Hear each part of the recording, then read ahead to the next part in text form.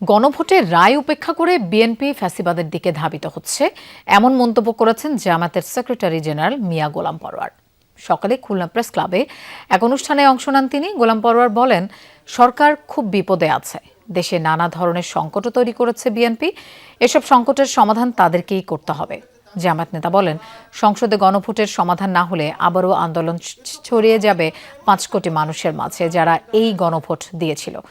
তিনি আরো বলেন, সরকার গণভোটের রায় মানবে না, কিন্তু জুলাই সনদ মানবে, এমনটা হতে পারে না। দুর্নীতির পথে ফ্যাসিবাদী সরকার যে ধাবিত হয়েছিল, ওখান থেকে ব্যাক করার জন্য তো আমার সহস্রাধিক মানুষ জীবন দিল। সেই রাষ্ট্রের মৌলিক আইন যদি আমি এখন বদলাইতে না পারি, তো এই সংস্কারের কোনো মূল্য আছে? ওনারা বলেন যে ওই বই দেখায় যে আমরা সব মানি, তার মানে এই 10টা সহকারে আমরা মানি। তো এই 10টা বাদ দিলে আর যা তা বাংলাদেশের প্রশাসনিক, রাজনৈতিক, সাংবিধানিক কাঠামোর খুব একটা গুরুত্বপূর্ণ বিষয়।